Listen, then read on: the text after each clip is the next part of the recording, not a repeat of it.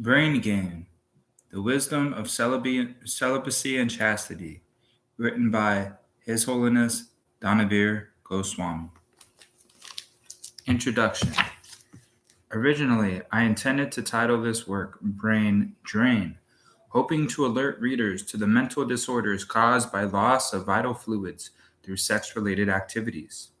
However, a friend suggested that emphasizing the negative aspects of a topic would tend to repel potential readers or fail to inspire the serious readers. Thus, we have decided also to present the positive side of the issue, namely that by abstaining from sex-related activities, including subtle contemplation, the brain, mind, and intellect gain tremendous strength and ability. Be that as it may, the negative results of excessive sex life still hold, and we will present their dreadful results as convincingly as possible. Yet, since our goal is not merely to frighten, but to guide toward prevention and solutions of problems, we urge our readers to consider the advantages of abstinence for enlightenment, as well as to avoid mental disorders such as Alzheimer's disease and dementia. In this book, we will examine, in both Western science and Vedic science of India, the benefits of sexual abstinence and the detriments of misused sexual activity. Interestingly, the two schools of thought were in agreement for 25 centuries, from the 5th century BC until the early 20th century. This book has been inspired by two personalities. Firstly, my beloved spiritual master, His Divine Grace, A.C. Bhaktivedanta Swami Srila Prabhupada, founder Acharya of the International Society for Krishna Consciousness, instilled in me the impetus to practice celibacy. More is said about him and by him within the book. Secondly, Dr. Raymond W. Bernard, 1901 through 1965, born to a family of Russian non-practicing Jews in New York City. His father was a doctor, which gave him an early interest in health.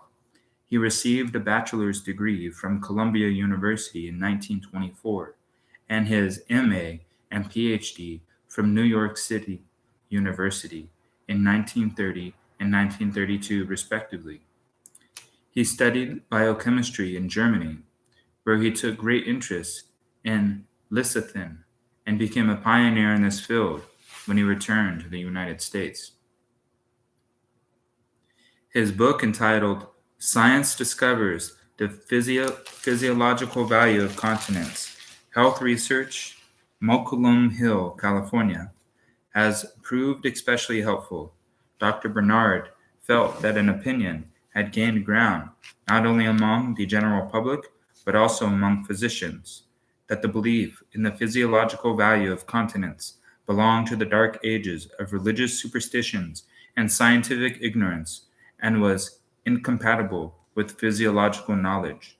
Certain pseudo-sexologists, he claimed, have exploited this idea to their commercial advantage and have created in the public mind a phobia in regards to continence, which was, even at the time of his writing in 1957, regarded as a cause of nervous and mental diseases and positive health danger.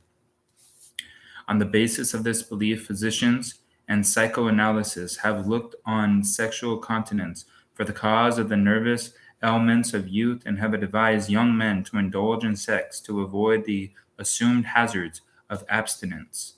Bernard strongly disagreed with that view because of the richness of the semen in lecithin, cholesterol, phosphorus, and other constituents of nervous and brain tissue.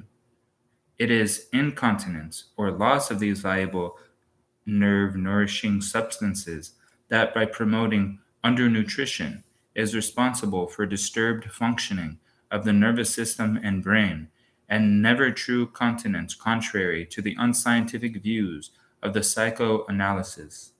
Continence can never do harm, but is always beneficial.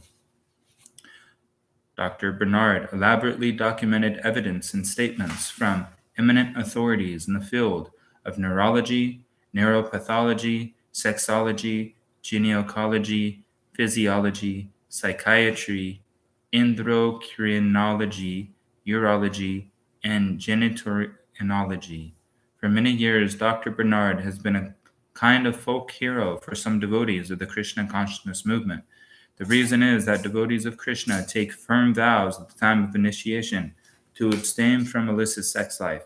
Specifically initiated devotees are expected to forego sex outside of sacred marriage and without a desire to procreate.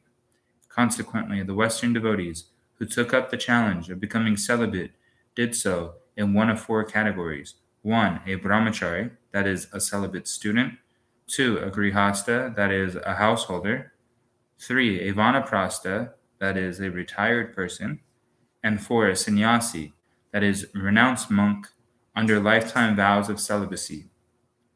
This proved to be no easy task for many of the devotees. Thus, when someone discovered a booklet by an American PhD scientist boldly advocating celibacy and substantiating his position by vigorously quoting from many of the most respected names in science, it became an underground classic. Our investigation confirmed that Dr. Bernard's references indeed were accurate. Aside from being a researcher in biochemistry and endocrinology, Dr. Bernard was a true seeker of truth.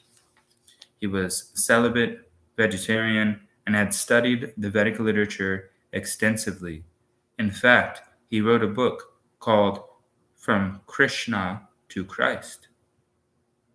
If only he had met a bona fide spiritual master, perhaps he could have achieved the perfection of his search.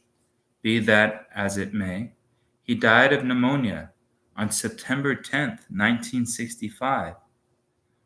On that very day, perhaps coincidentally, the great world teacher from India, His Divine Grace A.C. Bhaktivedanta Swami Prabhupada, known also as Srila Prabhupada, was on board the Jaladuta en route to New York.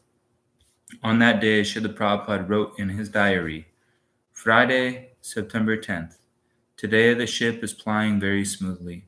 I feel today better, but I am feeling separation from Sri Vrindavan and my lords, Sri Govinda, Gopinath, Radha Damodar. The only solace is Sri Chaitanya Charitamrita, in which I am tasting the nectarine of Lord Chaitanya's Leela.